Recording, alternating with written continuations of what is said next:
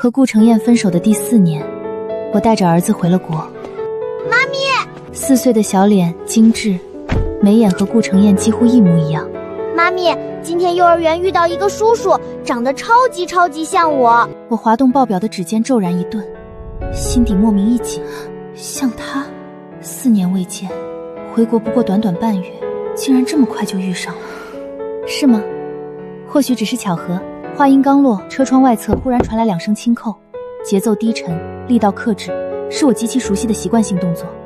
我的脊背瞬间微微僵硬，时隔4年，我竟然还能1秒认出他的习惯。车窗外逆光而立的男人，身形挺拔均长，是顾承彦。4年未见，他褪去了当年创业期的青涩凌厉，沉淀出成熟男人的沉郁殷重，气场更加强势逼人。我下意识敛下所有情绪，只将车窗缓缓降下一条窄窄的缝隙。麻烦挪下车，你的车位挡了我的车出口。仅仅是挪车，在他眼里，我只是一个挡路的陌生车主。抱歉，马上。妈咪，就是这个叔叔，一模一样，对不对？我心脏狠狠一揪，当然一样，因为这是他的亲生儿子，是我独自隐瞒4年、独自抚养长大的小生命。我压下所有心绪，发动车子，平稳倒车挪位，动作利落干脆。车子平稳驶离幼儿园门口，后视镜里男人挺拔的身影越来越远。妈咪，叔叔好帅呀，他真的和我好像哦。确实像，不过这种话说出来会引人误解的，以后宝宝可不能再说喽。妈妈，今天你也要去加班吗？是呀，只有努力赚钱才能有更好的生活。当晚，公司安排高端商业酒局，对接海外跨国合作项目，我推脱不得，只能换上得体晚礼服，赶赴私人高端会所。包厢内灯火奢靡，名流云集，压抑得让人不适。我坐在角落，只想快速走完程序，结束饭再离开。可视线随意一扫，我浑身血液骤然一凉。主位端坐的男人，赫然是顾承彦。他是这跨国项目的最大资方，是所有人需要讨好攀附的顶层甲方，也是我们的重点客户。4年未逢，偏偏在我回国第1场重要酒局，狭路相逢。那一年，他创业最关键的时期，半点分心不得。而独自一人养大我的母亲突发重疾，卧病危重，我日夜煎熬，心力交迫。我怕自己的家事拖累他的事业，怕突如其来的变故毁了他数年心血。万般无奈之下，我说了分手，之后拉黑了他，带着母亲离开了这里。直至前段日子我的母亲去世了，我才终于带着孩子回来。安利亚，坐着别动，顾承彦就在这儿，今天项目成败全看他一句话，你必须留下陪酒对接。 Boss， 我不合适。有什么不合适的？机会摆在眼前，别不懂事。我被强行按回座位，进退不得，全场所有人的目光都若有似无落在我和他身上。顾承彦抬眸，视线淡淡落定在我脸上，这一次他看清了我的整张脸，眼底瞬间掠过刺骨的寒意与浓浓的嘲讽。时隔4年，他终于认出我了。没想到4年不见，安利亚小姐还是这么会钻营。当初我创业低谷，你二话不说抽身走人，背刺离场，如今又是入了哪位总裁的眼。我指尖死死攥紧裙摆，心口酸涩发疼，却无从解释。当年所有隐忍苦衷，一旦开口就等于全盘打乱我现在的生活，甚至可能牵连到安年。我只能沉默承受所有羞辱。怎么被我说中，无话可说？大佬说话呢，赶紧自罚3杯赔罪。做生意最讲究诚信人品，当初背刺在先，现在可得好好诚意道歉。数杯烈酒被强行推到我面前，冰凉烈性的酒水映着周遭戏谑目光，我被逼得无路可退，只能端起酒杯，一杯接一杯仰头饮尽。烈酒灼烧喉咙，火辣辣刺痛一路蔓延至心底，屈辱、酸涩、委屈、无奈，那些情绪不断堆叠，压得我几乎窒息。就在我喝完第3杯酒，脑袋微微发晕的瞬间，旁边一个油腻合作商借着酒意，伸手大胆朝我腰侧揽来。安利亚小姐长得这么漂亮，难怪顾承彦当年念念不忘，不如陪我好好聊聊。下一瞬，一声沉重巨响骤然炸开，那名男人整个人被狠狠踹飞出去，重重砸在地面，痛得惨叫不起，全场死寂。他的目光死死盯着我泛红的眼角、微晕的脸色，以及刚刚被触碰过的腰侧，眼神阴沉的吓人。我的人你也敢碰？顾承彦垂眸看着我，他的眼底翻涌着怒意、占有欲，还有一丝连他自己都未曾察觉的慌乱。他伸手不顾我抗拒，直接扣住我的手腕。跟我走。我早已醉得迷迷糊糊，连话都说不利索。黑色轿车直达顶层酒店套房，他将我安置在柔软大床边缘，俯身靠近，高大阴影彻底笼罩我，呼吸低沉灼热，距离暧昧之极，4年未见的熟悉气息扑面而来，裹挟着难以抵抗的吸引力。安离亚。就在这时，我口袋里的手机骤然响起消息，屏幕亮起，备注赫然2个字，宝贝。妈咪，你在哪里呀？好晚了，年年一个人在家很担心你。顾承彦指尖捏着手机的力道骤然收紧。安离亚，你真是好样的！4年前绝情分手，杳无音信，原来不只是走得洒脱，是早就转身嫁人生子，过得风生水起。别走，别离开我。安离亚，你玩得挺开啊，有了孩子还敢吊着我。他以为我是水性杨花，三心二意，以为我一边有孩子有家庭，一边还欲擒故纵勾着他。他抬手欲强行掰开我的手指。顾承彦，这一声名字猝不及防，毫无预兆，像一把尘封4年的钥匙，瞬间撬开了他所有伪装的冰冷与恨意。4年了，整整4年，他再也没有听过我这样喊他。那时我也爱这样攥着他的衣领，依赖地喊他的名字。熟悉的称呼，熟悉的软糯语调，瞬间将他拽回4年前无数个缠绵深夜。我彻底醉得脱力，攥着他领带的手缓缓松开，眼皮重重一垂，彻底昏睡过去。意识沉入黑暗之前，我依稀能感觉到他在我床边坐了很久很久。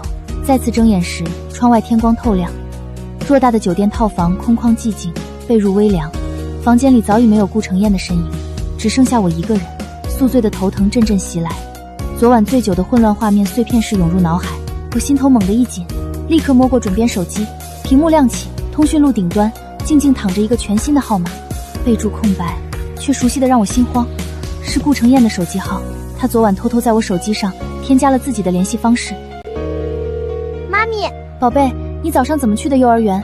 妈妈昨晚没回家，你害怕吗？不害怕呀，昨晚有叔叔的手下打电话过来，说妈咪临时加班，今早还有司机叔叔专门送我上学呢。他不仅没走，还默默安排好了安年的一切。可我更担心他知道安年的身份。我正握着手机失神，玄关处忽然传来琛实低沉的脚步声。房门被人推开，顾承彦推门而入。他换了一身干净黑色西装，手里拎着精致的早餐套装。他抬眸，目光沉沉锁住我。他一步步走近，将早餐放在桌边。安离亚，你那个孩子是谁的？空气骤然凝固，宿醉带来的眩晕瞬间消散。我浑身血液几乎停，后背悄无声息渗出一层薄凉冷汗。我最怕的盘问终究还是来了，是我的儿子，我亲生的。你的儿子？4年前你走的时候干干净净，孤身一人，4年以来你杳无音信，回来却直接带一个4岁孩子。是，有什么问题吗？孩子父亲是谁？与你无关。与我无关？昨晚你醉酒抓着我不放，哭着喊我别走，今早你却告诉我你有一个4岁的亲生儿子，与我无关。安离亚，你把我当什么？消遣还是旧情未戒？昨晚只是醉酒失态，我道歉，以后不会再有。阿燕，我知道你在里面，开门。一大早不在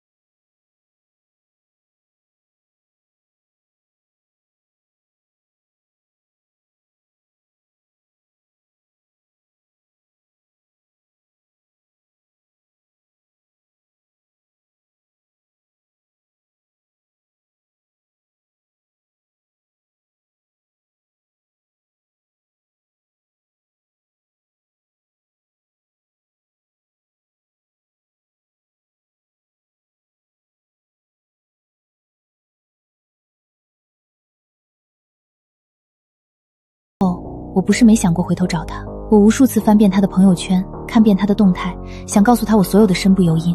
妈咪，甚至回国，就是为了想带着孩子回到他身边。可那时，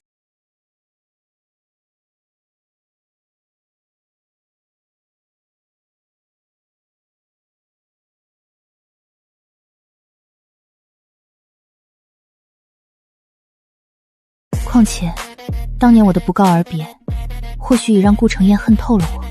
你不说话就是默认。我听说，你身边带着一个4岁的小男孩。是，我儿子。你有孩子，一个带着孩子的单亲妈妈，还不知廉耻，深夜纠缠别人的未婚夫。安利亚小姐，你确实够不要脸的。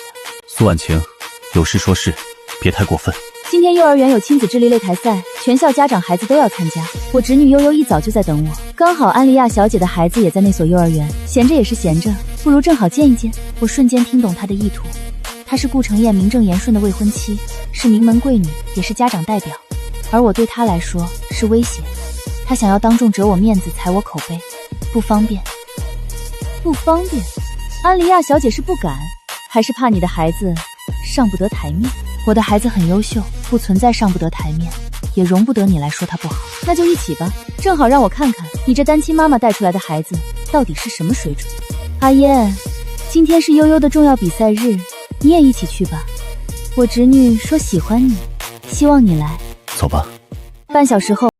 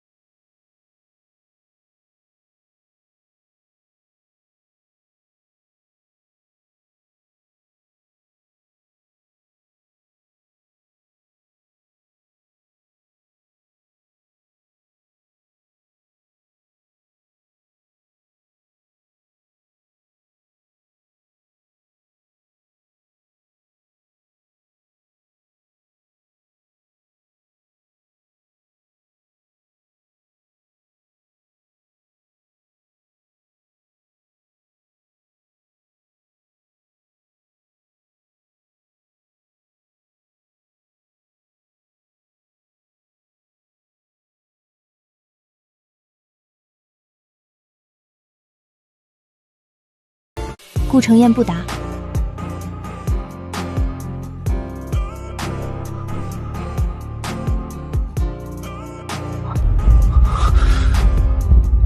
安利亚，告诉我，这孩子到底是谁的？不管是谁的，他都来路不明，就是上不了台面。我不准这种不清不白的母子继续出现在我面前。苏婉晴，如果你再为难他们，我不介意让苏家破产，苏婉晴脸色煞白，死死攥着拳头，眼眶通红，当众被落进脸面。阿燕，我哪里说错了？这个孩子来路不明，他单身带着一个4岁孩子回国，转头又缠上是你，我是你的未婚妻，我看不惯这种不清不白的关系，有错吗？周围家长窃窃私语，目光瞬间变得暧昧又八卦。难怪敢硬碰苏小姐，原来是顾总撑腰。这小男长得也太像顾总了吧，细看眉眼，简直一个模子刻出来的。你以为你赢了？我是顾承彦即将明媒正娶的未婚妻，名正言顺。你和你儿子才是永远见不得光的外人。我从未想过争什么，也从未想过介入你们。苏小姐，适可而止。适可而止，我今天就让你看看，什么叫真正的适可而止。张院长，苏小姐，您说。张院长，我们幼儿园是顶级私立贵族园，师资、生源、家风全部严格筛选，家庭关系混乱的孩子留在院内会带坏风气，影响其他孩子。我申请劝退这名学生。苏婉晴，你太过分了！我孩子凭实力入校，凭实力拿奖，品行端正，智力拔尖，你凭什么劝退他？就凭我是最大投资人家属，就凭我有资格筛选生源，单亲无名，生父不明，这一条就不配留在我们幼儿园。安年站在我身侧，小小的事绷紧，却一点不怯。阿姨，我不知道你为什么讨厌我和妈咪，但我读书没错，比赛没错，做人没错，你没资格赶我走。大人说话，小孩少夹嘴，没教养。苏婉晴被一个4岁小孩怼得颜面尽失，厉声呵斥：“我说了，闭嘴！谁敢劝退他？先问过我。”他垂眸看向院长，语气不容置决：“不敢，不敢。顾总发话，自然一切照旧。”苏婉晴彻底崩溃，转头红着眼质问顾承彦：“阿言，你到底为什么护着他们？一个前女友和一个来路不明的孩子，你至于为了他们一次次扫我的脸？”安年微微愣了下，下意识学着大人的模样，轻轻蹙了下眉。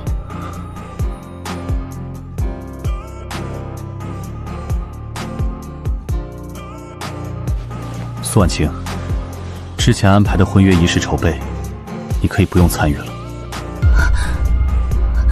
你要停掉我的婚前筹备，就为了他们？是你自找的。这场婚姻是怎么来的，你应该很清楚。当初你拿公司股权跟我做交易，我才跟你订了婚。但现在看来，顾夫人的位置，你还不配。违约金我可以给你，我并不差钱。苏婉晴气得浑身发抖，却不敢再闹。她清清楚楚知道，顾承彦一旦动怒，绝对说到做到。她死死盯着我，眼底埋下极深的恨意与算计。今天这一场，她丢尽颜面，输得彻底，而这一切全都因为我。好，我不闹，安离呀，但我们没完。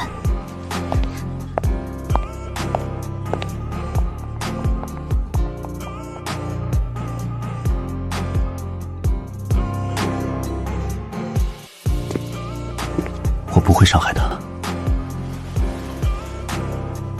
小朋友，你叫什么名字？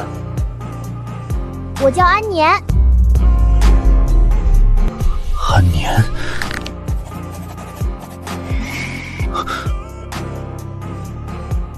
你平时喜欢做什么？看书、算术、背诗、拼逻辑图，我还会多国基础单词，妈咪教我的。安离呀，5年，你到底瞒了我多少？他开口，声音极低：“我只过我和我儿子的生活，不打扰你，不攀附你，仅此而已。”不打扰？你儿子长着我的脸，叫不打扰？我心口一紧，他已经看得这么清楚，只差最后一句捅破，可他依旧没有说破，他在逼我开口。妈咪，这个叔叔真的和我好像哦。安年懵懂抬头，看看我，又看看顾承彦。为什么呀？我心脏骤然一揪，我压下所有慌乱，低头摸了摸安年的头。只是巧合，顾承彦眼底瞬间附上一层浓重的寒雾。巧合。他缓缓站起身，重新恢复那副冷漠强势的模样。你以为你能瞒多久？从今天起，我会亲自查。在那之前，你和孩子都必须跟我住，没得商量。说完，他深深看了一眼安年，转身离开。顾承彦的车驶离幼儿园，黑色宾利车身消失在路口尽头。我紧绷的脊背缓缓松懈，掌心却早已被冷汗浸湿。妈咪，那个叔叔好严肃。安年软软抱住我的腰，小脑袋蹭着我的裙摆。但是我有点喜欢他。我蹲下身，抬手轻轻抚平他额前的碎发，压下心底翻涌的酸涩。年年，我们以后尽量避开他，好不好？一直以来，我独自生子，独一把孩子养到现在。当年那场无疾而终的纠葛，那场被迫分开的理由，早就被我放在回忆里。傍晚时分，我带着安年回到独居的公寓。我以为只要守护好这个家，只要远离过去，就能和孩子安稳生活。刚进门放下书包，门锁忽然被人从外部指纹解锁打开。你怎么进来的？我花了钱，同时还拿了孩子的照片作为证据，让这儿的工作人员录入了我的指纹。你瞧，就连外人也觉得他和我像极了，不是吗？但这不是你闯进我们家的理由。他脱下西装外套，随手搭在臂弯，深邃黑眸牢牢锁着我。从今天起，你们跟我住。如果你不愿意搬家去我那儿住，那我就住你这儿也没关系。不过这里的环境可不如我那里。为了安年，你没必要拒绝我。妈咪，叔叔以后要跟我们一起住吗？是，我是你以后要天天见面的人。东西我已经让助理全部搬完，公寓也已经退租，你没有拒绝的余地。半小时后，黑色豪车驶入市中心顶级板山别墅。偌大的独居别墅，极简金贵的装修，处处都是顾承彦的风格，冷清高级，无人烟火。这是他独居多年的私宅，从未有女人踏足过。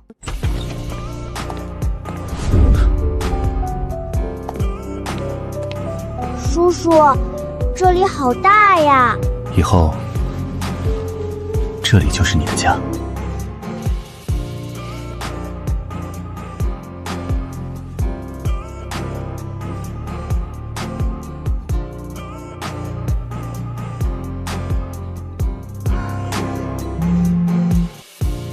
深夜，我的私人手机忽然收到无数条陌生彩信。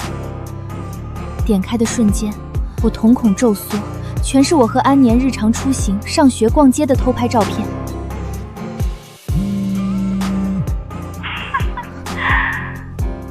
安里雅，你跟踪我，不然呢？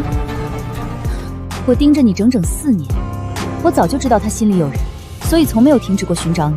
我怀疑年年是顾承彦的孩子，只是我一直没有证据。你以为你藏得住？你以为你能悄无声息带着那个私生子过一辈子？你想干什么？我想干什么？我谋划了这么久的婚约，被你毁了。我心心念念爱了10几年的男人，心里从来没有我。既然我得不到，你也别想得到。你也别想得到。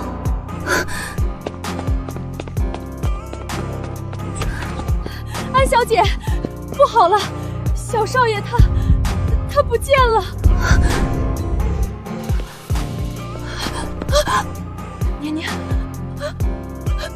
我的年年！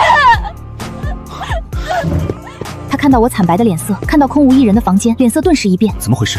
孩子？他常年冷静自制的脸上第一次出现极致慌乱。苏婉晴，是苏婉晴带走了年年，他跟踪我们4年，他早就知道了。顾承彦眼底戾气瞬间炸裂，周身温度骤降，整个人恐怖至极。全城封锁，查所有路口监控，追查苏婉慈行踪。5分钟之内，我要结果。都怪我，是我没有防备，是我没有保护好年年。不是你的错，我会把年年带回来。别怕，有我，我拼尽一切，也会把孩子平安带回来。这是这么久以来，他第一次抱住我。顾总，查到了，新来的佣人收了钱，把小少爷带出了别墅。苏婉晴的车正往自交方向开，但我们提前拦截了，人拦下来了，少爷还在车上，没有受伤。备车，马上。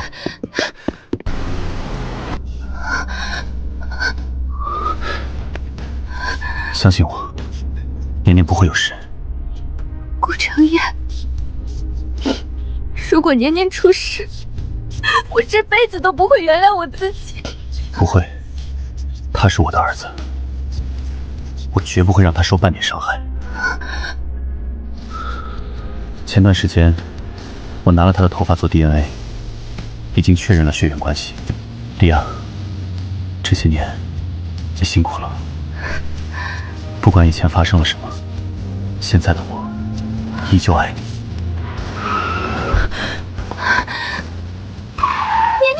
车子急刹停稳的瞬间，我已经冲了下去。妈咪，没事了，妈妈在，妈妈。我一把将她紧紧搂进怀里，浑身止不住发抖。叔叔，顾承彦，你凭什么拦我？我只是想跟他聊聊。深夜带走4岁孩子，叫聊聊。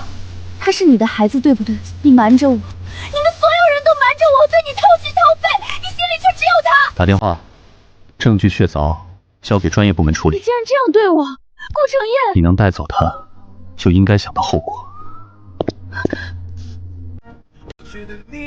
我爱了顾承彦10几年，掏心掏肺，甚至不择手段逼来婚约，守着一个公科名分。我费尽心机困住他，堵死你的路，就是为了有朝一日彻底取代你。安灵异啊，你以为你赢了？知道你母亲当年为什么转院延误吗？我一直以为母亲是病重不治，是天命难违。我一直以为是我当年太弱小，太没用，留不住她最后一口气。可原来是他，陆婉清，你说什么？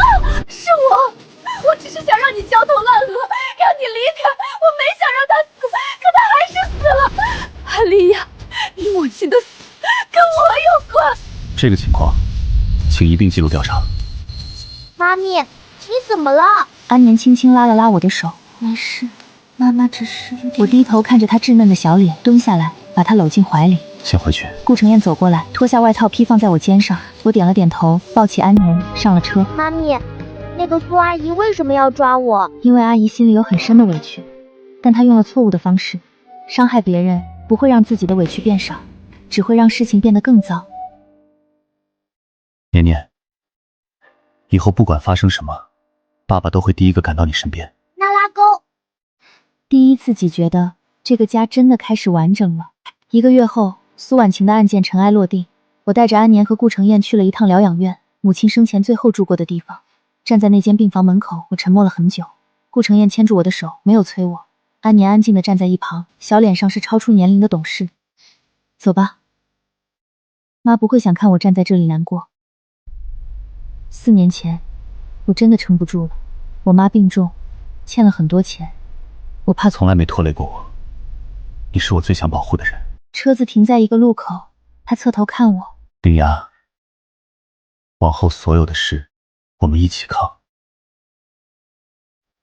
好，我看着他，眼眶发热，最终点了点头。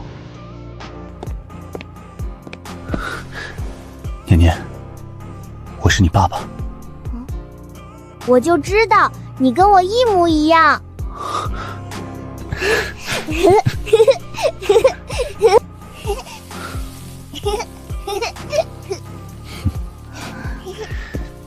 今晚吃什么？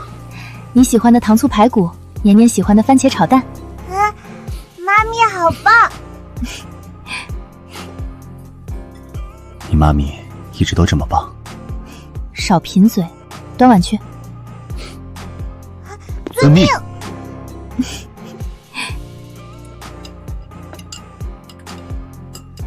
我带着顾承彦和安年去墓穴看望母亲。清冷墓碑前摆放着我常年更换的鲜花，我看着墓碑上温柔含笑的母亲遗照，轻声开口：妈，我带阿言和年年来看你了，你肯定还记得他吧？4年前我怕拖累他，独自离开，哭了好多天，你还总安慰我，相爱的人终会再见。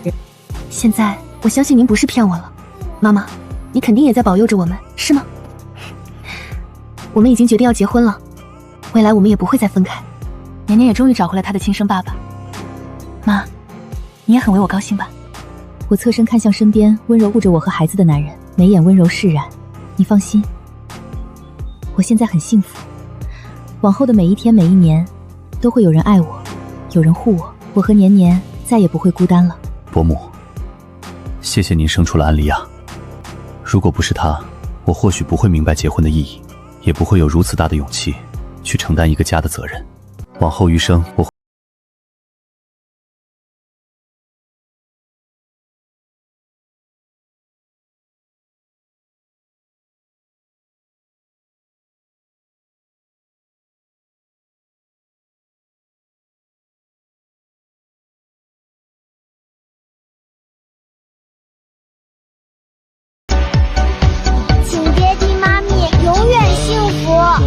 4年分离，我无时刻想你回来，终于等到你回来，我觉得自己真的很幸运。